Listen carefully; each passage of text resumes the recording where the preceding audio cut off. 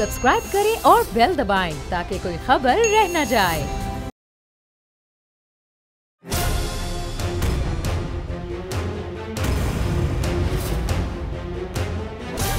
From the Islamabad studios of Bol Network, it's time for Jameel Farooqi on National Debate.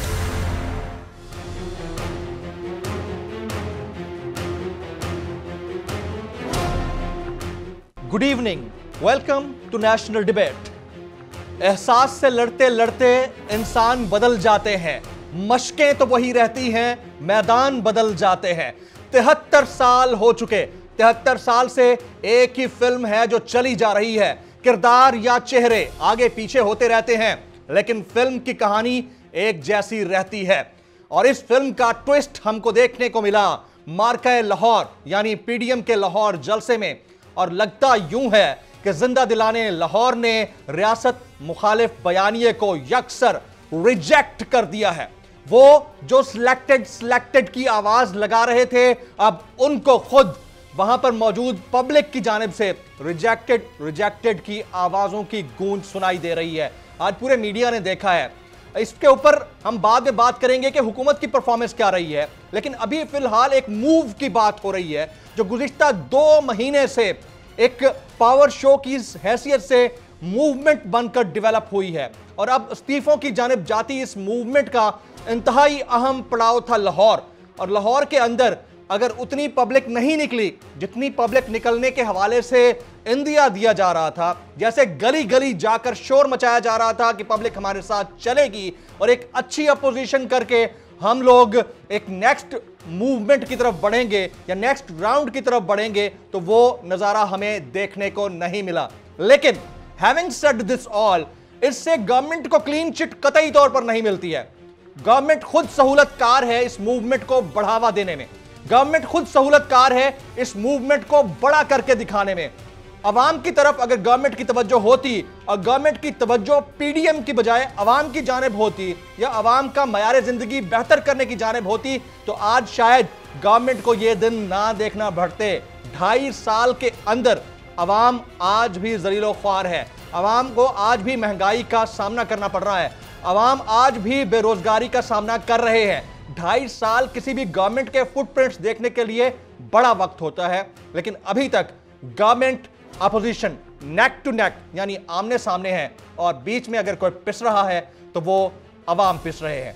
Agenda on the national debate पर बात करने से पहले हम बात करेंगे ट्रेंडिंग टुनाइट की। ट्रेंडिंग टुनाइट आज का हमारा हैशटैग है #PDM एक्सपोज्ड। #PDM exposed. मुझे जमील फारूकी कहते हैं। आप मेरा प्रोग्राम नेशनल डिबेट बोल न्यूज पर मुलाहिजा करते हैं। ऑन द डिबेट टुनाइट आज के हमारे मुअज़्ज़िज़ मेहमान डॉक्टर बाबर आवान साहब, वजीर आजम के मुशीर बराए पार्लिमानी उमूर और पाकिस्तान के मारूफ कानूनदान। मैं अपने ऑनरेबल गेस्ट जनाब डॉक्टर बाबर आवान साहब को, जो कि वजीर आजम पाकिस्तान के मुशीर बराए पार्लिमानी उमूर हैं, उन्हें इस खुसूसी नेशनल डिबेट में खुश आमदीद कहता हूँ। डॉक्टर साहब, आपने वक्त निकाला, बहुत शुक्रिया। 10 बज चुके हैं, बल्कि 10 का घंटा भी गुजर चुका है। तो आपको कोई इतला है कि कब तक पीडीएम वाले हुकूमत घर भेज रहे हैं सर? डॉक्टर साहब। बिस्मिल्लाहिर्रहमानिर्रहीम, वेरी गुड क्वेश्चन। इस सवाल आज का $1 मिलियन क्वेश्चन, और ये हॉन्ट करता रहेगा अगले 10 साल पीडीएम को। पीडीएम के साथ आपने जलसा देख लिया, आपने उनकी आनियां देख ली, आपने उनके आर या पार वो भी देखे फारूकी साहब, और आपने साथ देखा कि वो कह रहे थे सुनामी से बड़ा जलसा होगा। इंसानों का समंदर या सुनामी तो क्या, कोई छोटी सी लहर भी किसी जगह उठाने में वो नाकाम हो गए।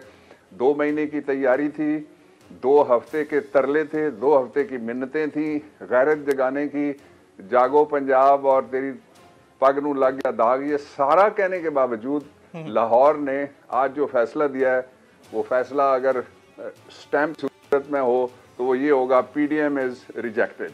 इसलिए जो आपने कहा कि बहुत अच्छा कहा कि वो कहते थे कि लाहौर के इस जलसे के बाद हुकूमत घर चली जाएगी, वो समझने से आ रही रहे कि पाकिस्तान के लोगों में वो शऊर है इस वक्त। आप जैसी नौजवान नस्ल की अक्सरियत है 65% पॉपुलेशन की, और वो अगर कोई गलत बात आजकल कोई बुजुर्ग भी बहुत सीनियर आदमी बैठा हुआ कर रहा हो तो वो फौरन जाते हैं नेट पे और उसकी करेक्शन करने के काबिल हैं वो। इसलिए एक गलत उनका फैसला था, उसका गलत नतीजा उनको मिलना था और उनकी प्लानिंग जो है वो भी दो नुक्तों पे मुश्तमिल थी। एक ये है कि मोदी के बयानिए को यहाँ पे तरवीज देना, कोई बात उन्होंने नहीं उस करारदाद के बारे में, फारूकी साहब बहुत सीरियस बात मैं करने लगा हूँ, नहीं कि जो करारदाद पास हुई अक़वाम मुत्तहिदा में पहली दफा इस्लामोफोबिया के खिलाफ, ये इतना बड़ा मसला है इस्लाम का। हुजूर मोहतरम सल्लल्लाहु अलैहि वसल्लम पर हमारी हजार जाने कुर्बान आपके हवाले से जो हर्जा सराइयाँ होती रहती हैं, उसका रास्ता रोकने के लिए ये पहला पत्थर एक इंटरनेशनल फोरम के अंदर से ये निकला है। तो इसलिए एक दूसरा ये कि कश्मीर के साथ पूरी उम्मत मुस्लिमा खड़ी होगी। हमें खुद आपने भी कहा, मैंने भी कहा, बाकी भी कहते रहे कि ओआईसी ने कुछ नहीं किया, ओआईसी ने सारे गिले धो दिए, उस पर बात नहीं करते। और फिर पाकिस्तान को सारी दुनिया इस वक्त कह रही है, सारे जितने भी इंटरनेशनल फोराज हैं वो कह रहे हैं नीचे से ऊपर तक कि पाकिस्तान की इकॉनमी चल नहीं रही, उठ नहीं रही बल्कि दौड़ रही है, अल्लाह ताला की मेहरबानी है। तो ये दो चीजों से लोगों को हटा के मौत के मुंह में अपने बच्चे बाहर छुपा के लोगों के बच्चों को भेजना चाहते थे, लोग समझ आ गई। अच्छा डॉक्टर साहब, इकोनॉमी पे मैं आपसे बाद में बात करूंगा। आपने एमएससी किया हुआ है इकोनॉमिक्स में, इसके ऊपर मैं बाद में बात करूंगा। आपने लॉ पढ़ा हुआ है, आपने कराची के अंदर प्रैक्टिस की, सारा मुझे पता है। लेकिन उससे पहले मुझे आपसे पूछना है, आप पंजाब यूनिवर्सिटी के भी पढ़े हुए हैं, आपसे मुझे पूछना है कि क्या पंजाब के लोगों ने, जिंदा दिलाने लाहौर ने मियां साहब के बयानिए को रिजेक्ट किया है, या जलसों में जा के वो इतना तंग आ चुके हैं कि अब उन्हें पता है कि इसका फायदा कोई नहीं होना, अब इसका रिजल्ट या नतीजा कुछ नहीं निकलना, ये सिर्फ लॉलीपॉप्स हैं? थोड़ा सा देख लीजिए कि इस जलसे की आपकी इजाजत से मैं बोल के जरिए कौम के सामने केमिस्ट्री रखना चाहता हूँ। प्लीज। ये जो ग्रेटर इकबाल पार्क है, ये कई सौ कनाल की एक जगह थी जिसमें 67,000 लोग आते थे उस हिस्से में जिसमें जलसा होता था। और वो जब शहबाज शरीफ आए तो उन्होंने उसको काट पीट के और तरीके से रीऑर्गेनाइज किया, तो 50,000 की कैपेसिटी जो अंदाजे वहाँ की बल्दिया ने और दूसरों को लगाते थे वो थी। अब इन्होंने एक हिस्सा है जिसमें एक छोटी सी जलसी, एक कॉर्नर मीटिंग वो अरेंज की और उसमें भी 10,000 के करीब कुर्सियां लगाई गई और वो कुर्सियां भी ये नहीं भर सके। ये शहर वो है जिसकी आबादी सेंसस के मुताबिक 2.5 करोड़ के करीब है। 2.5 करोड़ में से कितने लोग निकले? फिर ये कहते थे कि 20 करोड़ लोगों का फैसला है कि जनाब हम नहीं रहने देंगे इस हुकूमत को। आप देख लीजिए कि 20 करोड़ लोगों में से कितने करोड़ निकले। अगर 1% हो तो मिलियन बनता है, अगर उसका भी हाफ आप कर लें तो 5 लाख बनता है। लोगों ने दो चीजें रिजेक्ट की, जिस तरह आपने खुद भी इशारा दिया है अपने सवाल के अंदर। पहली चीज जो उन्होंने रिजेक्ट की है वो बयानी कौमी इदारों के खिलाफ है। इदारे कौन से हैं? 3 हैं। ट्राइकॉटमी ऑफ पावर के 3 बड़े मजबूत पिलर जिन पे ये हमला आवर हैं, उनमें से एक निजाम अदल है। क्यों निकाला से ये शुरू हुए थे और अब क्यों भागा? ताकि ये सारा जितना भी मलबा है, जहां किसी वक्त भी कोई मुकदमा इनका पकड़ा जाता है और ये जो निजाम अदल है उसके खिलाफ शिकायत नहीं करते, उसके खिलाफ ये बोलते हैं बाकायदा। दूसरा, पाकिस्तान की जो डिफेंस डिस्पेंसेशन है, अब आपने देखा कि जिस तरह यूरोपियन यूनियन से पकड़ा गया कि कितनी उन्होंने माउथ पीसेस जैली रखे हुए थे। वो माउथ पीसेस पाकिस्तान के अंदर भी मौजूद हैं जो उनके इनडायरेक्टली सपोर्ट करते हैं, टैसिट सपोर्ट करते हैं उसकी, और उनका बयानिया आगे बढ़ाते हैं और फौज पे हमला आवर होते हैं जुबानी तौर पे, और फिर चांदमारी करते हैं पाकिस्तान की पार्लियामेंट के ऊपर। एग्जीक्यूटिव अथॉरिटी को 2 मिनट के लिए छोड़ दीजिए, आप तकरीरें देख लें मौलाना फजलुर रहमान की, आप तकरीरें देख लें शहबाज शरीफ साहब की, आप तकरीरें देख लें बिलावल साहब की, आसिफ साहब की और नवाज शरीफ साहब की। जब पाकिस्तान तहरीक इंसाफ का धरना था तो वो कहते थे कि ये बगावत है, और इन लोगों को बाकायदा उन्होंने लोगों को कहा कि तुम जाके इनका धड़न तख्ता करो और तुम ये जो बैठे हुए लोग हैं इनको हटाओ। इसका मतलब क्या था कि मुल्क में खाना जंगी थे। पाकिस्तान तहरीक इंसाफ के दौर में हमने उनको खुली छूट दी और आज वो एक्सपोज हो गए। और फिर दूसरा जो इसका खास पहलू है वो ये है कि इस वक्त एक ऐसा पेंडेमिक है जो कोई लोकल पॉलिटिकल इशू नहीं है, पाकिस्तान का भी इशू नहीं है, रीजनल भी नहीं है, वो ग्लोबल पेंडेमिक है। इसके अंदर इस वक्त तकरीबन 1.5 मिलियन से ज्यादा लोग जो हैं वो राय मुल्क अदम हो चुके हैं। और इससे बड़ी बदकिस्मती की बात और फारूकी साहब क्या हो सकती है कि अपने बच्चे छुपाए हुए और जो लाते हैं साथ उनको सिर्फ बड़ी बड़ी गाड़ियों में स्टेज पे पहुंचाते हैं। उनको कहो ना जरा गरीब के बच्चों के साथ सर्दी में नीचे खड़े होकर कुर्सी के बगैर और वो 7 घंटे का जलसा इंतजार करें। यानी 2 बजे से लेके ये 10 बजे तक कितने लोग आए? कोई लोग नहीं आए, इसलिए कि लोगों को मालूम है कि वो चोरी की आल माल खाल बचाने के लिए ये जो जौहद कर रहे हैं, इसका कोई किसी तरह से भी ना गरीब आदमी को फायदा होगा, ना निजाम को होगा, ना इकोनॉमी को होगा और ना ही पाकिस्तान के ग्लोबल इमेज को होगा। ऑलराइट। अब मेरा सवाल आगे आपसे इससे रिलेटेड ही था, डबल स्टैंडर्ड्स के ऊपर, लेकिन उससे पहले एक और इम्पॉर्टेंट चीज वो ये कि ये जलसे तो इन्होंने कर लिए, इनका पार शो जो था लाहौर का वो वीक मसल्स हमने देख लिए उनके, लेकिन इसके बाद इन्होंने इंदिया दिया है कि इस्तीफे देंगे, क्योंकि आप पार्लियामेंट्री अफेयर्स देख रहे हैं और एडवाइजर हैं प्राइम मिनिस्टर के उसके ऊपर, तो आपसे पूछना बनता है, अगर इस्तीफे आते हैं, बड़ी तादाद में आते हैं, तो स्पीकर के पास क्या आईनी इख्तियारात हैं? इस हवाले से आईन क्या कहता है डॉक्टर साहब? थैंक यू फारूकी साहब, it's a very important question. पहले मैं आइन की और कानून की जुबान में और जो रूल्स ऑफ बिजनेस हैं to conduct the procedure in the national assembly and the senate of Pakistan, जो पार्लियामेंट पाकिस्तान की के बाइकैमरल 2 हिस्से हैं, एक लोअर हाउस और अपर हाउस, उसकी तरफ जाता हूं। प्लीज। पहली बात यह है कि इस्तीफा देना, उसके लिए जो तरीकाकार ये है कि जो मुस्तफ़ी होने वाला शख्स है वो खुद अपने हाथ से इस्तीफा लिखेगा। इस्तीफा लिख के वो प्रिजाइडिंग ऑफिसर जो हैं, जिनको स्पीकर या चेयरमैन सेनेट कहेंगे, अगर सेनेटर है वहां जाएगा, स्पीकर नेशनल असेंबली या स्पीकर प्रोविंशियल असेंबली या एमपी है या एमएनए है तो वहां जाएगा, उनके सामने पेश होके वो इस्तीफा देगा। मैं आपको रिसेंट हिस्ट्री में से इसकी मिसाल देता हूं। जब 2013 में पाकिस्तान तहरीक इंसाफ ने इस्तीफे दिए थे तो वो कभी स्पीकर अयाज सादिक साहब के पास जाके पेश नहीं हुए। एक साहब ऐसे थे जिन्होंने अकेले जाके असेंबली में खड़े हो ऐलान किया on the face of the speaker कि मैंने इस्तीफा दे दिया है। उनका इस्तीफा मंजूर हो गया। वो आज वो उनके साथ ही हैं, पीडीएम के साथ हैं, जावेद हाशमी साहब, उस वक्त पाकिस्तान तहरीक इंसाफ की तरफ से कौमी असेंबली के रुकन बने थे। तो ये पहले इनको जाना पड़ेगा। और ये स्पीकर के अलावा जो इस्तीफे दे रहे हैं ये ऐसे ही है जैसे कोई बाएं जेब में से निकाल के या नीचे वाली जेब में से ऊपर कर दे इस्तीफा। इस तरह से इस्तीफा नहीं होता। ये इस्तीफे के साथ शुगल लगा रहे हैं। ये शुगलिया मुस्तफी ना हो। आप अगर इस्तीफा देना चाहते हैं तो एक रास्ता आपके सवाल के नतीजे में ये है। फिर आपने कहा कि स्पीकर के पास ऑप्शन क्या है। ऑप्शन ये है, any number of following vacancies in the parliament, any number, उसके ऊपर जो स्पीकर है वो जब सीट वेकेट होने का ऐलान करेंगे तो फौरी तौर पे वो इत्तला दी जाएगी in writing election commission of Pakistan को। इलेक्शन कमीशन ऑफ पाकिस्तान वो with in a certain period of time इंतजाम करके इलेक्शन की डेट का ऐलान करेंगे। पाकिस्तान की तारीख में जो 2008 वाली गवर्नमेंट थी उसमें एक वक्त में 21 सीटें खाली हो गई थी। इस वक्त सिंध असेंबली के अंदर 3 सीटें वो खाली हैं जिनके ऊपर इलेक्शन होने हैं। तो जो सीट भी खाली होगी उससे असेंबली नहीं खाली हो सकती। अब इसका एक सियासी कॉनोटेशन है लेकिन बात वो भी आईनी है। वो आप इजाजत दें मैं आपके सामने रखता हूं आपके नाज़रीन। प्लीज बिल्कुल बोलिए। वो ये है कि क्या ये गवर्नमेंट तोड़ सकते हैं, यानी इनका इस्तीफा होगा गवर्नमेंट टूटेगी? Answer is no. क्या ये इलेक्शन सेनेट का रोक सकते हैं जो आ रहा है अगर ये मुस्ताफी हो जाते हैं? Answer is no. अब मैं आपको 2 सिनेरियो इसके दे देता हूं। पहला सिनेरियो हम दूसरे से शुरू कर लें। वो ये है कि फर्ज करें कि पीपल्स पार्टी 1985 वाली गलती दोहराते हुए जो अपनी गवर्नमेंट है उसको तोड़ के पार्लियामेंट से बाहर निकल जाती है सिंध असेंबली से, तो सिर्फ सिंध असेंबली की हद तक जो सिंध की सीटें हैं वो उनको फौरन नहीं मिलेंगी।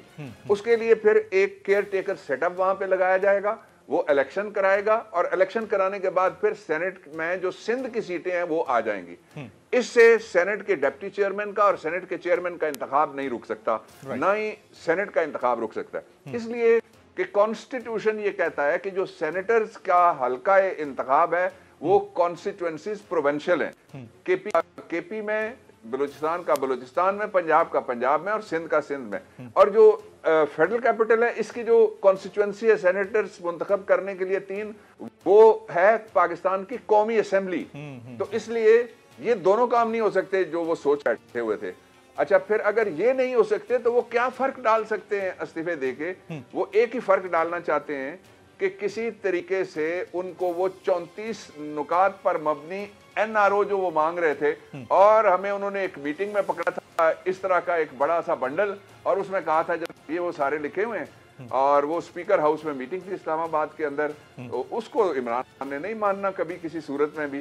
तो इसलिए इसका नतीजा सिवाय इसके कि कुछ लोगों को मजीद कोविड इन्फेक्ट किया जाए, बीमार किया जाए, और अपने बच्चों को भगा के उनको बचाया जाए, और कोई नहीं निकलना। डॉक्टर साहब, तो फिर आप ये कहना चाह रहे हैं कि ये मामला वोट को इज्जत देने का नहीं है, कोविड को इज्जत देने का है। और अभी आपने बात की NRO की, तो ये तो एक रिफ्ट पैदा हो गई है ना।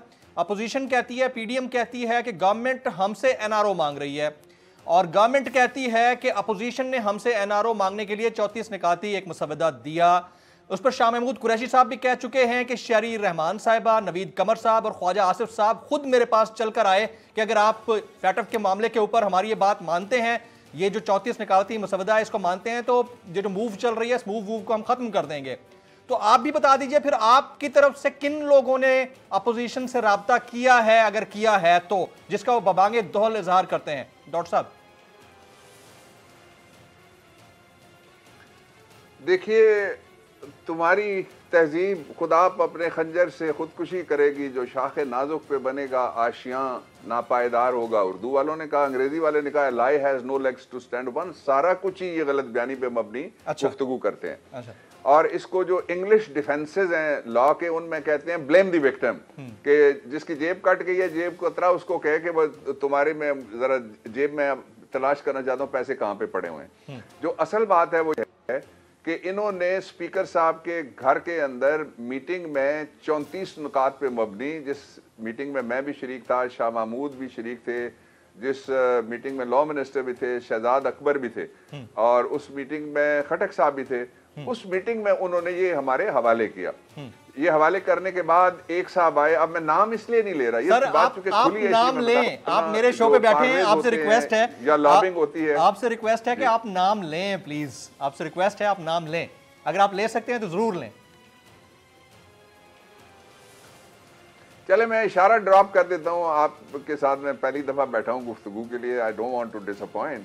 तो इशारा ये है कि मेरे इलाके के एक साबिक वजीर आजम साहब थे, जिनका ताल्लुक पीपल्स पार्टी के साथ राजा परवेज अशरफ साहब, उन्होंने आके बड़ा गुस्सा किया। राजा परवेज अशरफ साहब नहीं, पीपल्स पार्टी के, मैंने कहा पीपल्स पार्टी के नहीं थे, पीपल्स पार्टी के नहीं थे, तो फिर शायद खाकान अब्बासी साहब हो सकते हैं, या अब आप बता दीजिए। अच्छा अच्छा, जो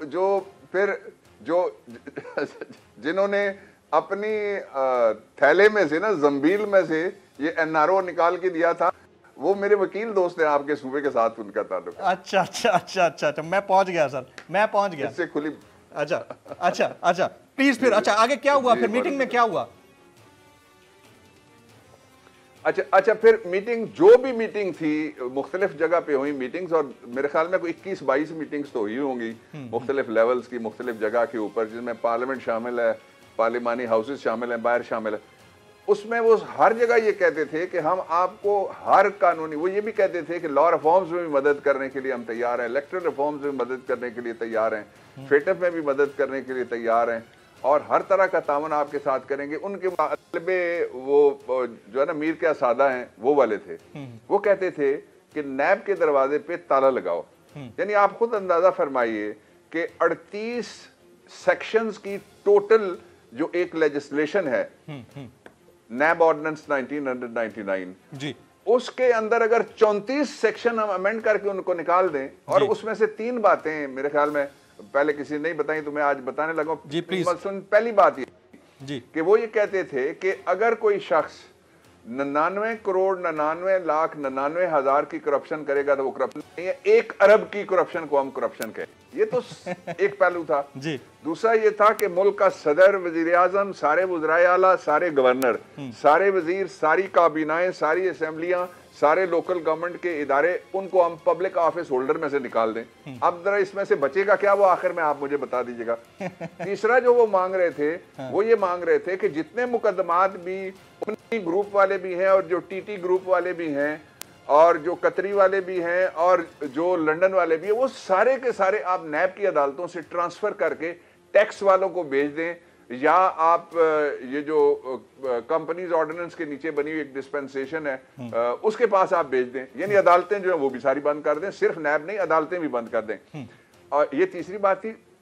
चौथी बात वो जो मांग रहे थे वो ये था कि पार्लिमानी ओवरसाइट इस तरह से हम रखेंगे कि जिसको गिरफ्तार करना वो पहले वहां आए और आके पूछे। मैं आपको एक रीसेंट मिसाल देता हूं। आपको याद है जब नवाज शरीफ साहब के छोटे भाई पंजाब में गिरफ्तार हुए, शहबाज शरीफ जी, तो उस बड़ा शोर था कि अगर इनको जमहूरियत बचेगी तब और पार्लियामेंट तब चलेगी जब इनको पब्लिक अकाउंट्स कमेटी का चेयरमैन बना दिया जाएगा।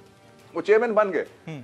एक लफ्ज अगर उन्होंने पब्लिक के लिए उस कमेटी में बैठ के कहा हो तो वो आप मुझे तस्हीह करके बता दीजिए कौन सा लफ्ज था। अभी तक तो कोई लफ्ज उनका सुनने को नहीं मिला, कोई लफ्ज सुनने को नहीं मिला। तो डॉक्टर साहब वो जो मीटिंग की आप बात कर रहे थे, उस मीटिंग में फिर यूसुफ रजा गिलानी साहब के लिए अटर डिसअपॉइंटमेंट थी या नहीं थी? जिस मीटिंग का आप तज़किरा कर रहे हैं। सुनिए ना, नामों को मुझे ना ले जाइए।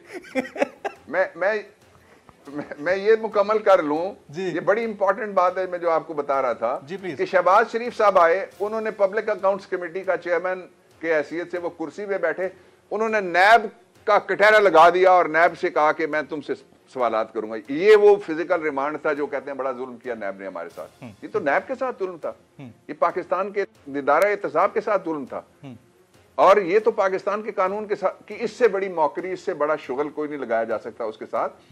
अगर ये वो चाहते हैं और ये वो चाहते थे और यही वो चाहेंगे तो फिर डायलॉग किस बात का? अब वो इन दिनों उन्होंने जो जोर लगाया हुआ है कि हम गुफ्तगू करना चाहते हैं, पहले कहते हैं तीन बातें कह रहे हैं जो आपने कहा ना, वो कहते हैं एनआरओ, मैंने कहा ब्लेम द विक्टिम। वो कह रहे हैं कि हमसे गुफ्तगू गवर्नमेंट नहीं करती। प्राइम मिनिस्टर ने ये कहा कि दो इश्यूज के अलावा बाकी सब इश्यूज के ऊपर हम गुफ्तगू करने के लिए तैयार हैं। एक, जो पाकिस्तान का माल चोरी हुआ है उसके मुकदमात पे बात नहीं करेंगे। दूसरा, नैब के दफ्तर को हम ताला नहीं लगाएंगे। इससे नीचे आ जाए ना, जो बात करना चाहे, मैं we are here, we are ready to talk. उसके जवाब में उन्होंने कहा, जब ये उनके मुतालबे पे प्राइम मिनिस्टर बोले तो उन्होंने अब आगे से क्या कहा, वो कहते हैं कि अब प्राइम मिनिस्टर हमसे एनआरओ मांग रहे हैं। भाई किस चीज का एनआरओ? आप क्या हैं? आपसे कोई फ्लैट मांगा है लंदन के किसी ने कि आप कह रहे हैं एनआरओ हमसे मांग रहे हैं? किस बात की? ये उसी तरह की बात है जिस तरह से अवाम ने इनको जब रिजेक्ट किया और पंजाब ने इनको रिजेक्ट किया, केपी ने इनको रिजेक्ट किया, कराची ने इनको रिजेक्ट किया, सिंध ने, बलूचिस्तान ने, सिर्फ सेंट्रल पंजाब में से ये सीटें ले सके। जब ये सामने आए तो इन्होंने कहा जी कि ये तो इलेक्शन तो ठीक नहीं था, क्योंकि हर हलके में 30 से 40 हजार ये निकली हैं। जो 4 हलके खुले थे वैसे ही बात सामने आई है। एक हलके में से, उन 4 में से 3 में मैं वकील था पीटीआई के जो हजरात जिन्होंने कॉन्टेस्ट किया हुआ था, एक हलके में से 92,000 वोट ऐसे निकले जिनके ऊपर किसी का अंगूठा पहचाना ही नहीं गया, वो काउंट हो गए। ये सुप्रीम कोर्ट में डॉक्टर साहब आपकी इजाजत से मैं यहाँ ब्रेक लेना चाहूंगा। ब्रेक का वक्त हुआ जाता है। ब्रेक के बाद जब वापस आना है तो हमने डबल स्टैंडर्ड्स की बात करनी है, गवर्नमेंट की परफॉर्मेंस की बात करनी है। पीडीएम तो जो किए जा रही है, हुकूमत की भी तमाम तर तवज्जो अवाम के मसाइल हल करने, अवाम का स्टेटस ऑफ लिविंग बेहतर बनाने की बजाय पीडीएम के ऊपर है। तो वो क्यों है, इस पर बात होगी एक ब्रेक के बाद। साथ रहिएगा।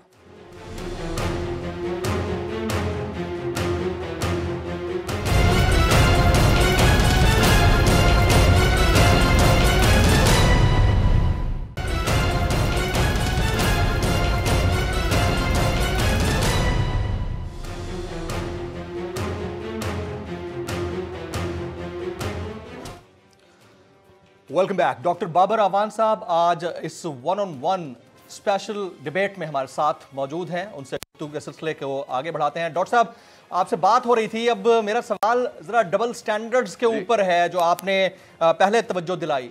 तो डबल स्टैंडर्ड्स खुद गवर्नमेंट के लोगों के अंदर भी हम देख रहे हैं, और उसकी वजह यह है, जाहिर है हम इंसान हैं, हम ह्यूमन बीइंग्स हैं। हम अगर फरिश्ते होते तो हम इस दुनिया में ना होते, हम कहीं और होते। इंसान हैं, गलतियां हमसे भी होती हैं। तो खान साहब जिन चीज़ों के खिलाफ बात करते थे, या खान साहब के इर्द गिर्द मौजूद जो लोग मौजूद हैं या टीम मौजूद है, वो जिन चीज़ों के अगेंस्ट बात करती थी, अब वही चीजें उनके साथ साथ चल रही हैं, उनके इर्द गिर्द घूम रही हैं। मतलब ऐसे पीएम्स की एक फौजे जफर मौज उनके इर्द गिर्द मौजूद है। इसके अलावा उनका जो लीडरशिप का जो एक मामला है, जिस पर कभी वो कहा करते थे कि अगर मैंने एक बंदा हटा दिया तो इदारा कैसे चलेगा, मैं पीआईए की तरफ इशारा कर रहा हूं। आज वही प्राइम मिनिस्टर हर 3 महीने बाद वजीर तब्दील कर देते हैं। तो ये डबल स्टैंडर्ड्स, पब्लिक तो इसको भी रिजेक्ट कर सकती है डॉक्टर साहब।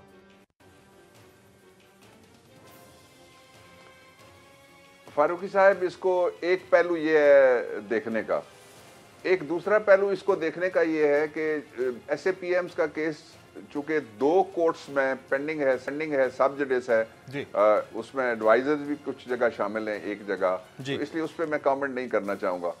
और दूसरा जो असल इशू है वो ये है, आपने गवर्नेंस के बारे में कहा।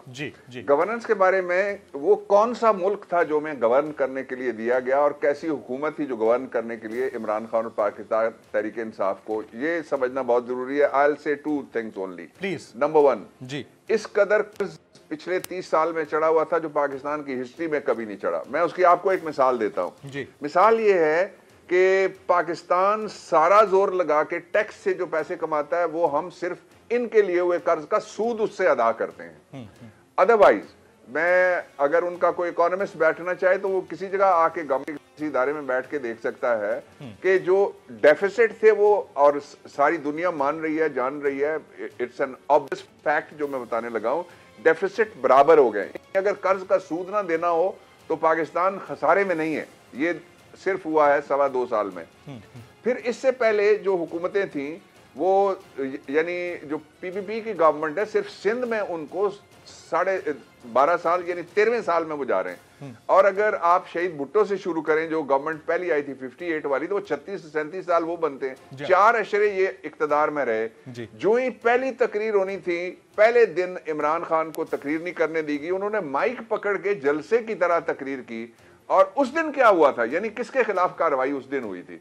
उस दिन क्या हुआ था? कोई नैब ने कुछ किया था? आज भी नैब ने, हमारे दौर में सिर्फ एक शहबाज शरीफ के कुछ मुकदमात हैं जो निकले हैं, और बाकी जो जितने मुकदमात हैं ये दोनों पार्टियों ने एक दूसरे के खिलाफ अपने अदवार में बनाए हुए, और कुछ मुकदमात जो हैं वो जनरल मुशर्रफ साहब के दौर में बने थे। और एक जो ओमनी वाला है उसके ऊपर इन्वेस्टिगेशन हुई थी सुप्रीम कोर्ट ऑफ पाकिस्तान की कार्रवाई के बाद। इसलिए ये कहना कि किसी जगह पे कोई एहतसाब हो या गवर्नेंस हो, हमने किसी जगह ना ज्यादती की ना कोई डबल स्टैंडर्ड है। दूसरा, आज अगर आप इस गवर्नमेंट की परफॉर्मेंस को जज करना चाहें तो आप 2.25 साल जो इस गवर्नमेंट के हुए हैं वही जज कर सकते हैं। लेकिन जज करने के लिए कॉन्स्टिट्यूशन में एक तरीका लिखा हुआ है। 5 साल जब पूरे होंगे, पब्लिक के पास जब हम जाएंगे, तो जिस तरह हमें 1 करोड़ के करीब ज्यादा वोट मिले हुए हैं, उसी तरह से पब्लिक वो फैसला करेगी, और पब्लिक को कोई रोक नहीं सकता आप फैसला करें। जैसा लाहौर के आज के जलसे को पब्लिक ने नाकाम किया है ना, पुलिस ने तो किसी को डंडा नहीं मारा और किसी जगह पे किसी को रोका नहीं गया। सैकड़ों गाड़ियां ऐसी हैं जो मुख्तलिफ टोल टैक्स दिए बगैर वो गुजर गई, और लोगों ने जिन्होंने रोकने की कोशिश की वो बेचारे नीचे नहीं आई, बच गए। ये अल्लाह का शुक्र है, उनकी जानें बच गई। अच्छा, अब इसका एक दूसरा पहलू है, वो ये है कि 2 तरीके थे। एक तरीका ये था कि आप इसहाक डार की तरह से और शौकत अजीज साहब की तरह से फाइट फिगर्स दें और बताएं कि पैसे किसी और जगह से निकालें और डॉलर को सस्ता कर लें। दूसरा ये है कि इकोनॉमी को आप ग्राउंड पे इंट्रेंच करने की कोशिश करें। मैं आपको एक मिसाल देता हूं, पाकिस्तान की तारीख की वो भी मिसाल है। आप उस वक्त बहुत छोटे होंगे जब जनरल मुशर्रफ साहब की गम आई थी, तो उन्होंने यूनिफॉर्म उनको भेजा था। जी अच्छा, आपको याद है? तो उस गवर्नमेंट में men in uniform they went to the markets and they went to the commercial centres, इसलिए कि वो इकोनॉमी को डॉक्यूमेंट करना चाहते थे। नहीं हो सका था। आज आपके सामने है कि इकोनॉमी डॉक्यूमेंट हो रही है। आज आपके सामने है कि टैक्स की बेस बढ़ रही है। आज आपके सामने है कि ये पिछले तकरीबन 4 महीने के अंदर क्वाड्रिपल 4 डिजिट्स में चली गई है हमारी जो इस वक्त पाकिस्तान से बाहर जो माल हम भेज रहे हैं और जो हमारी तजारत बाहर हो रही है। इससे पहले ये था, जब गवर्नमेंट मिली थी तो 60 से 80 अरब के दरमियान तो हम बाहर से मंगवाते थे, और जो भिजवाते थे वो 20 अरब के करीब था। तो ये वो सारी सिलसिले थे जो छोड़ करके वो गए थे। इनको ठीक करना। फिर दूसरा क्या हुआ? एक जंग चल रही है पाकिस्तान में। Let me be very specific and clear. जंग ही है। एक तरफ वो ताकतें हैं, मैं उसकी भी दो मिसालें आपके जरिए कौम के सामने रखना चाहूंगा। वो ताकतें जिन्होंने 36 साल तक 40 साल तक इस मुल्क को लूटा है, और दूसरी तरफ वो हैं जो चाहते हैं कि अब मजीद लूट मार ना हो और हम चौकीदारी करें कौम के माल की। आपको पता है चीनी की आप रिपोर्ट पढ़ लें, उसके ऊपर बल्कि अलहदा आप एक करें शो और लोगों को एजुकेट करें कि होता क्या रहा है। आप हैरान हो जाएंगे कि क्या होता रहा है। ये तक धमकी दी गई कि गवर्नमेंट नहीं रहेगी, और धमकी किसी को, मुझे या किसी और वजीर को नहीं दी, ये भी मैं आपको बता रहा हूं। एक दूसरा ये था कि ये किस तरह से गंदम किस तरह से गायब की गई, किस तरह से आटे का बुरान वो नहीं पैदा हो सका अल्लाह ताला की मेहरबानी से, और प्राइस हाइक चीजों की जाती है। एक महीना आता है, लोगों के टमाटर नहीं बिकते, वो ट्रैक्टर चला रहे होते हैं सड़क के ऊपर, उनको रख के वो कहते हैं हम खाद में भी इनको इस्तेमाल नहीं कर सकते। फिर महीना आता है वो 200-250 पे ले जाए जाते हैं। तो ये सारे उन्होंने माफियाज बनाए। अब पंजाब में जो एंटी करप्शन ड्राइव चल रही है, जो पंजाब उसको जरा देखिए, उसकी तफसीलात पढ़ने के लिए जरूर वक्त निकालिएगा। अच्छा, अब डॉक्टर साहब आपने 5 साल की बात कही। अब गंदम चीनी इसके मामलात वो सारे हम सब के सामने हैं। कहीं फिगर्स गवर्नमेंट में हक में जाती दिखाई देती हैं, कहीं अगेंस्ट जाती दिखाई देती हैं। एक तरफ चीनी की कीमत पर गवर्नमेंट का जो इनिशिएटिव है 20-25 रुपये नीचे हुई तो प्राइम मिनिस्टर का ट्वीट आया, लेकिन दूसरी जानिब अंडे की जो कीमत है वो हम सब के सामने है। तो 5 साल की आपने एक बात की, 5 साल पूरे कर लेगी गवर्नमेंट, जिस तरह आप बड़े कॉन्फिडेंट दिखाई दे रहे हैं?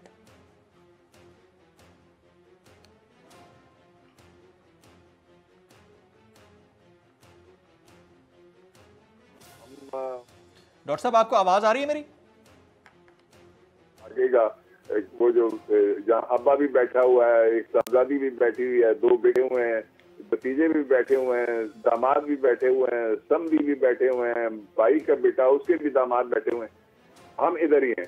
इसलिए ये 5 साल गवर्नमेंट नहीं पूरे करेगी, ये अगले 5 साल पूरे करेगी। ये तो जो रहते होने, इसलिए कि जो एक अभी सर्वे आया है उसमें लोगों ने अपना फैसला दिया, और सर्वे लोकल नहीं है, पाकिस्तानी नहीं है, गल्फ के मैगजीन ने सर्वे किया। 40,000 हमारे यहाँ जो सर्वे होते हैं, कहते हैं जो सैंपलिंग की है 1,500 लोगों, 3,000 आखिरी है, 4,000 तो उससे भी ज्यादा है कि, और फिर लोग जो है एक मैं सादा सा आपके सामने एनालिसिस, सिर्फ 1 लाइनर एनालिसिस पे लोग लंबा टाइम लेते हैं। वो ये है कि क्या लोग चाहते हैं, आप जरा शक्लें देख लें। महमूद खान साहब पूरा उनका खानदान, खेती की जमातें पूरा खानदान इक़्तिदार में, मौलाना साहब CSF किए बगैर बाई एप्लीकेशन पूरा खानदान इक़्तिदार में, बाकी 2 वरासती सियासतदान जो है उनका पूरा खानदान इक़्तिदार में। एक तो ये है कि मुझे बताएं इमरान खान का कौन रिश्तेदार किसी वजारत पे बैठा हुआ, किसी एडवाइजरी पे जगह SAPM है, कोई नहीं है।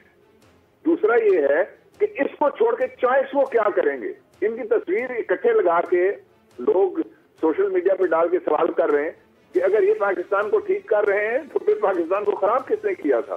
पाकिस्तान ठीक होना शुरू हो गया है, और ये 5 साल बाद शऊर और इंफॉर्मेशन का स्प्रेड जो है, ये इंशाअल्लाह अज़ीज हमारी स्ट्रेंथ में इजाफा करेगा, पाकिस्तान की स्ट्रेंथ में इजाफा करेगा और आबरू में। अपोजिशन तो कह रही है सर कि बस जनवरी में गए के गए आप लोग, गवर्नमेंट बस गई के गई। डॉक्टर साहब another interesting question।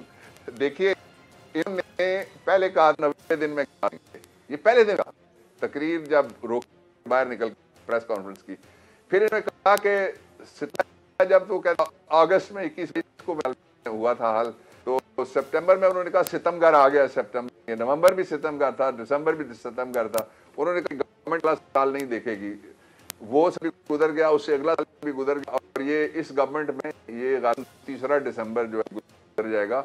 असल बात नहीं है कि गवर्नमेंट रहेगी और उनकी मर्जी से जाएगी, ऐसा नहीं है। ये एक तयशुदा कॉन्स्टिट्यूशनल डिस्पेंसेशन का कोर्स ऑफ एक्शन है जिसने मुताबिक चलना है। वो दिन गए जब खलील खां फायदा उठाया करते थे किसी मराए आइन ने, अब ये मांग क्या रहे हैं? एक्जेक्टली ये मांग रहे हैं। आपके सवाल डॉक्टर साहब बताना चाहूंगा, आपकी ऑडियो में थोड़ा सा टेक्निकल एरर आ रहा है, लिंक में थोड़ा टेक्निकल एरर है, इसको हम सॉर्ट आउट करते हैं और यहाँ ब्रेक ले लेते हैं। फ़ातिन उज़ाद, यहाँ वक्त है ब्रेक का। ब्रेक के बाद जब वापस आएंगे तो डॉक्टर साहब से मजीद लॉ एंड जस्टिस के हवाले से भी बड़े इंपॉर्टेंट सवाल हैं। आप कानूनदान हैं और माने हुए कानूनदान हैं, तो उनसे जानना ज़रूरी है कि पाकिस्तान में यकसा कानून और इंसाफ का निज़ाम ख्वाब बना हुआ है, ये ख्वाब शर्मिंदा ताबीर कब होगा? After this break.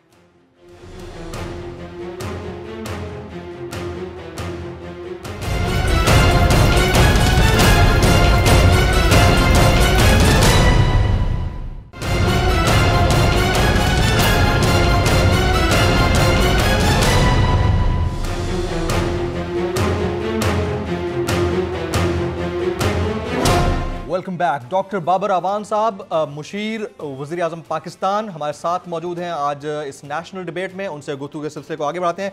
डॉक्टर साहब, मेरे सामने अखबार पड़ा है और अखबार में हेडलाइन मैं देख सकता हूँ कि रियासत के खिलाफ बगावत और बगावत पर उकसाने वालों के खिलाफ फौरी कार्रवाई की जाएगी। इस हवाले से बड़ी मंजूरियाँ सामने आई हैं। वो तो बात ठीक है, लेकिन क्या आपको मियां नवाज शरीफ साहब की तकरीर में कोई बगावत नज़र नहीं आती, या पीडीएम के रहनुमाओं की तकारीर में बगावत नजर नहीं आती? तो फिर गिरफ्तारियां क्यों नहीं हुई अभी तक? डॉक्टर साहब, थैंक यू। पहली बात यह है कि ये जो कवानीन हैं फारूकी साहब, ये पुराने ही रहेंगे, लेकिन उनमें जो हाई ट्रीजन पनिशमेंट्स एक्ट है और कुछ दूसरे कवानीन हैं 1973 का 76 की उसमें अमेंडमेंट है, उनके अंदर ये लिखा हुआ है कि जो वफाकी हुकूमत है वो कंप्लेंट फाइल करेगी, लेकिन ये नहीं लिखा हुआ कि डेजिग्नेटेड ऑफिसर कौन होगा। अब पहली दफ़ा स्पेसिफिक किया गया, इबाम उससे पैदा होता है कि किस इदारे को कहा जाए। कोई चला जाता है थाने में पर्चा कराने के लिए, उससे एक हंगामा बर्पा हो जाता है, तो उसको दूर करने के लिए इस इबाम को पहली दफ़ा अब डेजिग्नेट कर दिया गया है कि सेक्रेटरी मिनिस्ट्री ऑफ इंटीरियर जो होंगे वो कंप्लेंट फाइल करेंगे, और फिर वो इन्वेस्टिगेटिंग ऑफिसर और या इन्वेस्टिगेटिंग टीम उसका भी वो इंतखाब खुद ही करेंगे, और फिर वो इंडिपेंडेंट एक इन्वेस्टिगेशन कैरी आउट हो जाएगी। आपने जो कहा बड़ी ठीक बात आपने की कि जब ये मुल्क के ख़िलाफ़ बातें करते हैं, आम आदमी करता है, उसके ख़िलाफ़ पर्चा हो जाता है। तो मैं एक सवाल आपके सामने ये रखना चाहता हूँ कि एक तरफ लोग कहते हैं कि गवर्नमेंट की रिट नहीं है जी। कुछ लोग जो पाकिस्तान की साइलेंस मेजॉरिटी है, कराची के बड़े एक गुलकार भी अदाकार, उन्होंने भी वीडियो बनाई, वो बड़े रंजीदा हैं इस बात पे कि कायदे आज़म अलैह रहमत और मोहतरमा डॉक्टर फातिमा जना साहिबा के मज़ार की बेहुरमती हुई है। लेकिन हुआ क्या, एक ड्रामा ऐसा उन्होंने लगाया, अपोजिशन की पार्टी की, गवर्नमेंट की एक पुलिस जाती है, उसने कोई दरवाज़ा नहीं तोड़ा, वीडियो सारी जगह पे मौजूद है, लेकिन मरियम साहिबा ने ये कहा कि वो अजनबी उनके कमरे में आ गए, उन्होंने ज़ोर से दरवाज़ा तोड़ दिया और खातून की चादर और चार दीवारी, उसका तहफ़्फ़ुज़ कौन करेगा? अब ये इस तरह के झूठ गढ़े जाते हैं और फिर उनको जब तक सच सामने आता है इस तरह से फैला दिया जाता है कि एक अजीब सी कैफियत पैदा हो जाती है। दूसरा आप सुन लीजिए कि जी पहले वो चूहे के पास खाना लेके जाते थे, ये चूहे ने उनको बताया। उन्होंने तो वॉशरूम में कैमरे लगाने तक की भी बात की थी। डॉक्टर साहब, आपके अगर नॉलेज में हो तो उन्होंने तो ये भी कहा कि नैब ने मेरे वॉशरूम्स में कैमरे लगाए हुए थे, सुना होगा आपने। तौबा तौबा तौबा तौबा, कोई हद होती है जी, कोई हद होती है। और उन्होंने तो कल ये भी कहा था, लेकिन डॉक्टर साहब, लेकिन इन बातों से मुतासिर होकर या इन बातों का प्रेशर लेकर हुकूमत अपनी अमलदारी से पीछे तो नहीं हटनी चाहिए। आई मीन कि आप देखिए कि डीजे बट को पकड़ा जा सकता है, बट कढ़ाई वाले के खिलाफ मुकदमा दर्ज हो सकता है, इनके खिलाफ मुकदमे या एफआईआर हो सकती हैं, लेकिन अगर पकड़ा जाता है तो एक आम शादी हॉल वाला पकड़ा जाता है जिसके पास 300-500 लोग जमा होते हैं, उनको उठा लिया जाता है। जिन्होंने हजारों लोग जमा किए होते हैं उनको आप नहीं उठाते। फिर इन्फेक्शियस डिजीज एक्ट लाने की जरूरत क्या थी सर? डॉक्टर साहब बिल्कुल ठीक कह रहे हैं, मैं I will not defend this. जहां जहां पर्चा होता है, कानून का मंशा यही है कि जब एक दफा पर्चा हो जाए, जब तक पर्चा खारिज नहीं होता या अदालत से बरी नहीं होता, मुलजिम को गिरफ्तार किया जाए। I totally agree and endorse what you are saying. और फिर ये जो गिरफ्तारियां हैं ये सूबाई हुकूमतों की, जिसमें से जाहिर है 2 तो हमारी अपनी पार्टी की, तीसरी कोalition की हमारी है, चौथी जगह आपको पता ही है कि उन्होंने कहा जी ना उनको मरियम साहिबा नज़र आई वहाँ, और ना हंगामा करते हुए उनके मियाँ नज़र आए, ना कोई और नज़र आया। उन्होंने पर्चा ही खारिज कर दिया, वो जो मज़ार शरीफ की तकदीस वो उन्होंने पामाल की थी। तो इसलिए इस पर तो मैं एग्री करता हूँ, हमारे जो इदारे हैं मेरे ख्याल में ये उसी तरफ जा रहे हैं, इसीलिए अब ये रास्ता आसान बनाया गया है जो अभी जिसका जिक्र आपने किया था इससे पिछले सवाल। राइट, अच्छा अब एक और चीज क्लैरिफाई कर दीजिएगा। हमारे पास ये इत्तलात हैं, जराए से खबर है, और वो ये कि गवर्नर पंजाब चौधरी सरवर साहब को ये टास्क दिया गया है कि वो पीडीएम रहनुमाओं को रोकें कि वो इस्तीफे ना दे। आप इस खबर की तस्दीक करेंगे, तरदीद करेंगे डॉक्टर साहब? नहीं, पहले तो पाकिस्तान की सरवर साहब भी उसमें है, मैं भी हूँ, बाकी भी हैं। एक पाकिस्तान तहरीक इंसाफ की कोर कमेटी है, फिर काबीना है। कोई जब फैसला होगा तो मुझे भी पता होना चाहिए।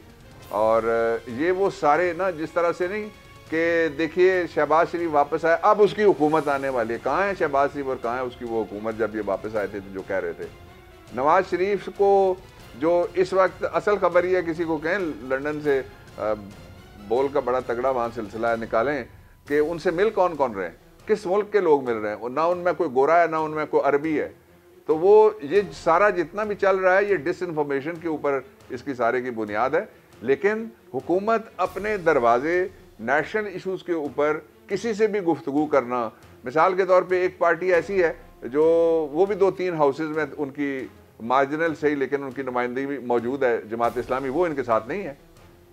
और भी कुछ ग्रुप्स हैं जो इनके साथ नहीं है। कई पार्टियां ऐसी हैं जो बड़ी हैं पब्लिक में, लेकिन वो इलेक्शन में तो डॉक्टर साहब आप ये कहना चाह रहे हैं, मैं क्योंकि मेरे पास वक्त है, मुझे सारे सवाल पूछने हैं, मैंने पूरा आपको मार्जिन दिया खुल के बोलने का, मुझे थोड़े से सवाल भी पूछने हैं। क्या वाकई फिर इसका मतलब है गवर्नर साहब को ऐसा कोई टास्क नहीं दिया गया कि आप इस्तीफे देने वालों को रोकें? ऐसी कोई बात नहीं है, और जिन 3 मिनिस्टर्स का वो तस्करा करते हैं वो भी बात गलत है।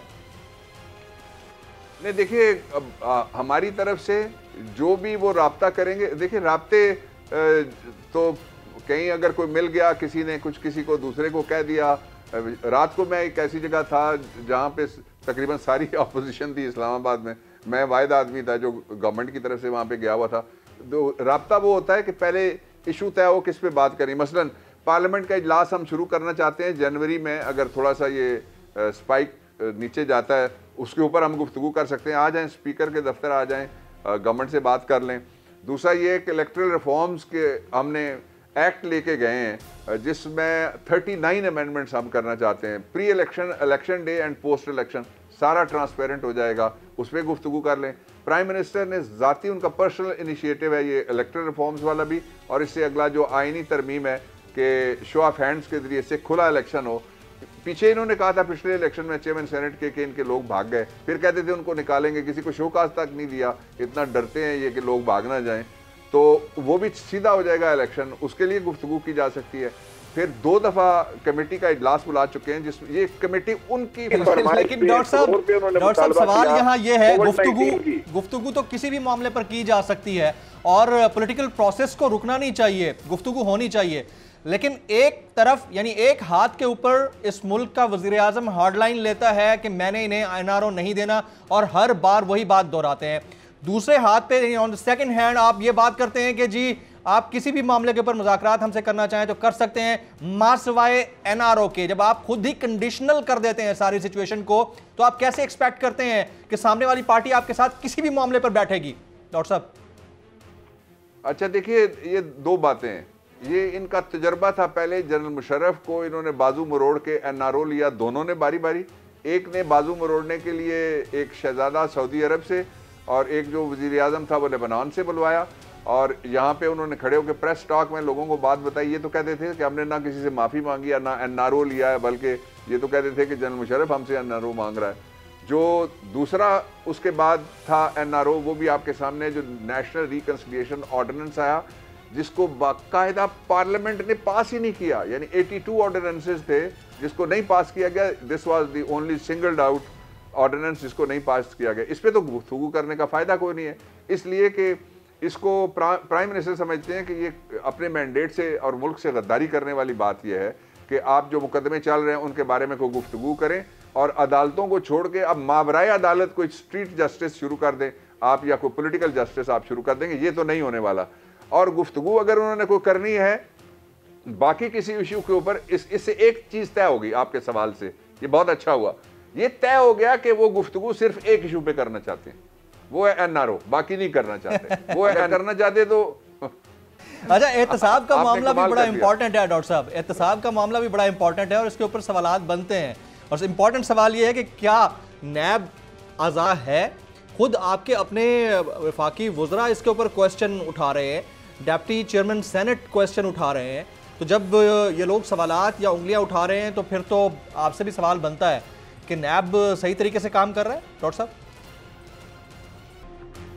देखिए, मेरा कमेंट बड़ा सीधा होगा नैब और एहतसाब की स्पीड, उससे लोग मुतमईन नहीं है। सिमत दुरुस्त है, सिमत जारी रहनी चाहिए, इसलिए कि सारी दुनिया के अंदर जो फिजिकल यानी मालियाती निज़ाम है मुल्क का, उसके वॉच डॉग इतने तगड़े हैं कि वो हिलने नहीं देते किसी को। यहाँ तो लोग टेलीविजन पे बैठ के कहते हैं, वो कहते हैं अगर मनी लॉन्ड्रिंग, मेरे माली के अकाउंट में पैसे आ गए तो ये कौन सा गुनाह हो गया, इससे क्या जुर्म। लोगों ने डिफेंड किया हुआ है। आप देखते हैं साबिक मिनिस्टर्स बैठ के इस तरह से डिफेंड कर रहे होते हैं, और वो फिर कहते हैं कि वो इदारा एहतसाब जो उन्होंने खुद बनाया था, ये जो इन्होंने जब बीबी की गवर्नमेंट तोड़वाई ना, तो उस वक्त आए थे फारूक लगारी साहब, आपको याद होगा, सदर। जी, 1996 में, जी हाँ, 1996 में पहला एहतसाब ऑर्डिनेंस फारूक लगारी से इन्होंने जारी कराया।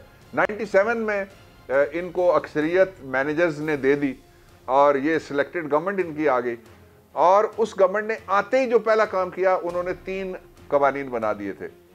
एक कानून नहीं बन सका, 2 बन गए। एक कानून इन्होंने बनाया जो कानून था एहतसाब का, और अपनी पार्टी के सेनेटर को एहतसाब का, जिसका नाम ही लोगों ने एहतसाबुर रहमान रख दिया, वो मुल्क से मफरूर है उस वक्त से, उसको इन्होंने उसका हेड बना दिया। आप अंदाजा लगाइए ना किस तरह का ये इंसाफ करते रहे लोगों के लिए। अब दूसरा क्या हुआ, ये जो चेयरमैन आए एहतसाब के या जितने अहदेदार लगे हैं, ये सारे तो यही खुद लेके आए थे। और फिर दूसरा जो कानून इन्होंने बनाया, वो इन्होंने बनाया 1970 का एंटायर टेररिज्म एक्ट, उसी में खुद पकड़े गए, एहतसाब में भी खुद पकड़े गए। तीसरा कानून, अल्लाह का शुक्र है, को किसी फकीर की दुआ लगी, मुल्क को नहीं बन सका, वो ये था कि ये कानून लेके आए थे कि इनको अमीरुल मोमिनीन बना दिया जाए। We are running short of time, और मेरी ख्वाहिश ये होगी कि नेक्स्ट टाइम आपके साथ जब नशिस्त हो तो आप स्पेशली हमारे लिए स्टूडियोज़ तशरीफ़ लाएँ, हमारा स्टूडियो भी विज़िट कीजिए।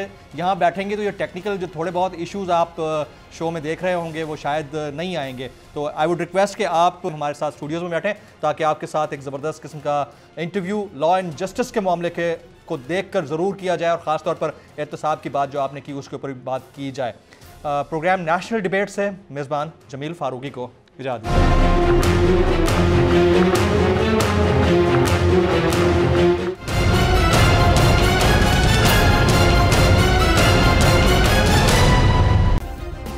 सब्सक्राइब करें और बेल दबाएं ताकि कोई खबर रह न जाए।